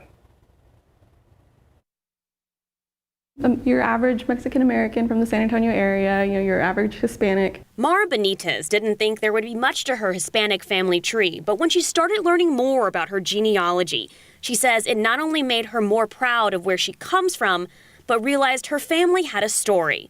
like that her last name used to be Benito before it was Benitez, and that both sides of her family have links to one town in Mexico generations back. I didn't realize I had generations of rich history in that one specific town until I did this research. And so that's kind of what I want everybody to get out of this class, that you have your story and it's just out there for you to find. You just have to go looking for it. It's why Benitez is teaching a Find Your Roots class at the Seguin Public Library on September 30th in honor of Hispanic Heritage Month. She says in the class you will learn what to look for and how to get past certain roadblocks. She says a lot of Hispanic family history can get lost or forgotten, and it's important to research and learn it. A lot of history is just, we don't know it just because it's not written in a textbook. And mainly that's because it's just lost. In a country like America, the majority of us are immigrants. So how do you get started? Start with what you know or talk to someone who knows. For example, I called my mom. She gave me names of people 3 generations back. We were able to find 4 generations back online. Benitez says knowing your own history as a Hispanic is important because the word Hispanic really is an umbrella term, saying Hispanic covers so many different countries and backgrounds. All of them bring their own flavor into the word Hispanic, so it kind of helps round out that, and knowing exactly where you come from, what all of your personal history is, all of your personal culture is, and where that comes from. Sarah Acosta, KSAT 12 News. And the Find Your Roots class will be held from 6 p.m. to 7:30 p.m. at the Seguin Public Library on September 30th. The class is free. To find the link to register, you can head to our website at ksat.com. Right now is exactly 6:45. Let's check back with Stephen Cavazos. Things are pretty much the same right now when it comes to the road front. As we take a look right now, 35 at Flores, it is getting a little bit busier. Only difference is the traffic is starting to run a little bit smoother, and we're seeing the sun peeking out in a few of these shots. 281 at the quarry, you can see that it is getting busier as we are just moments away from that morning rush. So let's go ahead and take a look right now and see what you can expect on the roadways. We do have one crash that was detected here off Loop 410 northbound at Ray Ellison Drive. Seen a little bit of a buildup there, so not sure if that's on the frontage road lanes or not, but we'll be checking with our friends at TransGuide as we do some jumping around here. That stall that we mentioned was right off I-10 westbound at Frio Street. Seeing some sort of buildup there, but nothing too major at this point that's going to cause any big delays for any drivers traveling through I-10. Still have this stall there, though, off 1604 westbound at Bulverde Road.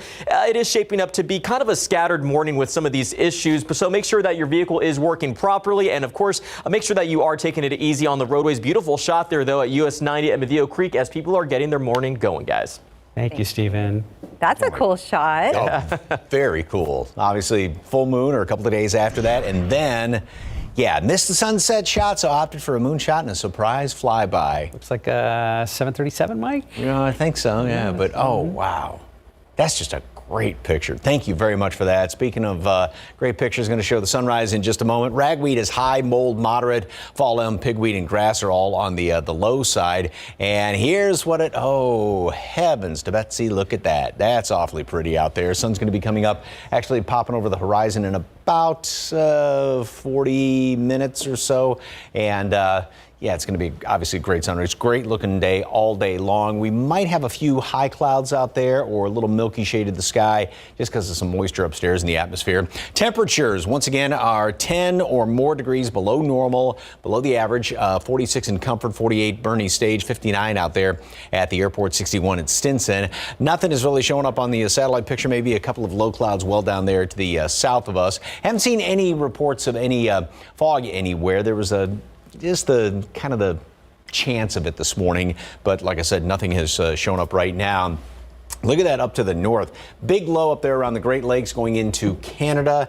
That's actually the same one that pulled the front through here. Another front on the heels of that. These things really start coming just, one after the other as we go into the fall up there to the north. Obviously, then they eventually come down here, but we are looking to the southwest for our next weather maker. It's going to stay nice the next few days, and then we'll start to see more clouds, more humidity come back in here, especially late on Sunday. Then Monday, we have a chance for some rain, and that's going to really start to kind of go up as we go into the middle part of next week. This computer model is very encouraging, very generous with the rain, and keeping it around through most of the week. Now, of course, this doesn't mean it's going to rain constantly or that everybody will see it, but at least it keeps that chance of some rain around here as of right now. So it's this low, which is kind of just hanging out there to the west of us. Then it starts to move in here a little bit closer, and that's what's going to help with the rain chances going into the middle, especially the middle of next week. Maybe one or two of them out there by Monday. 80 at noon, sunny skies,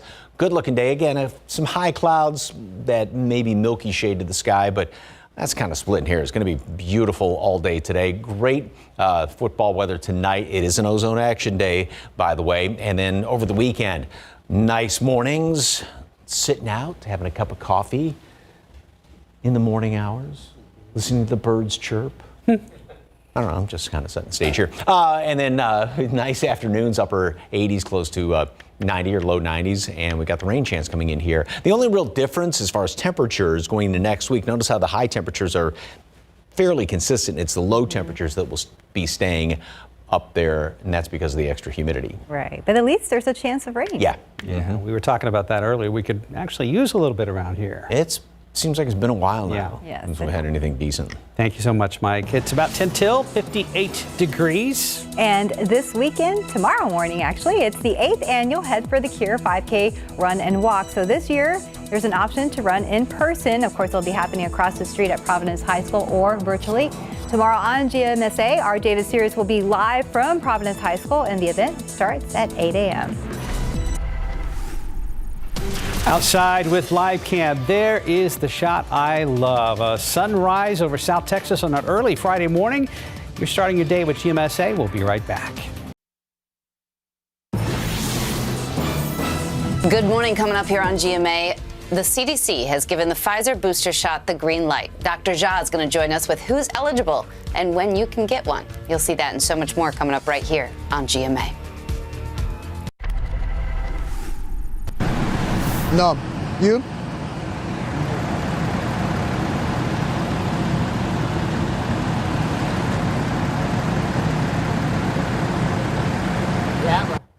We apologize, having some technical difficulties there. Well, moving on, despite the large population of Hispanics and Latinos in San Antonio, there has been a decline of Spanish speakers throughout the generations. Some call it language assimilation, others call it language loss, but many agree that years ago in the 50s, 60s, and even 70s, Spanish was taught to be shameful. Well, coming up today on GMSA at 9, Alicia Barrera talks to a professor at Our Lady of the Lake University here in San Antonio about the loss of the language, but also the movement to reclaim Spanish. And time now is 6:54. Let's go ahead and check in with Stephen Cavazos.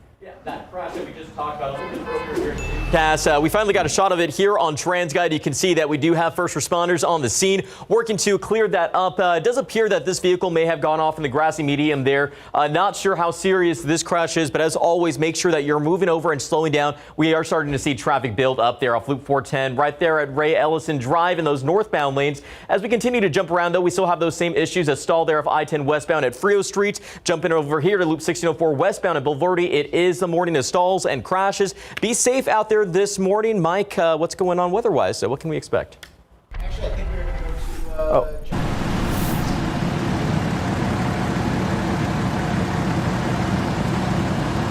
Good morning, Mark and Stephanie. I'm located on the 3300th block of Roland Avenue here on the city's east side, where you can see fire teams right now efforting to put away one of the flames. But we're going to take a look at what that scene looks like right now. You know, investigators on scene have told us that the reports of this fire came in shortly after 6 o'clock this morning. That fire now under control. It began collapsing in the back end. As you can see, or as you can tell here, the front end of this abandoned church is now starting to collapse as well. Rescue efforts included the aerial. They were tackling the flames from the aerial since it was collapsing. Now, no neighboring properties were presenting with the danger of catching on fire or their properties catching on fire. Just a small brush line fire in the back. Of course, this fire is now under control. Arson and safety are surveying the scene, but we'll be remaining on scene. Mark and Stephanie, and updating you as more information is made available. Reporting, Jonathan Cotto, KSAT 12 News. Thank you very much, Jonathan. Here's a live look outside, and boy, it is a beautiful, beautiful start this morning, and temperatures were at 58 here in town and mid-40s in parts of the hill country. Great looking day today. 88 for a high temperature, maybe a few high wispy clouds out there. Good looking weekend, pleasant mornings, nice afternoons, and then hopefully some rain chances by especially the middle part of next week. Got to leave you with that beautiful live. Yes, we It's do. beautiful. Thank you so much for joining us. Hope you have a great weekend, and we'll see you back here at 9. Good Morning America is coming up next.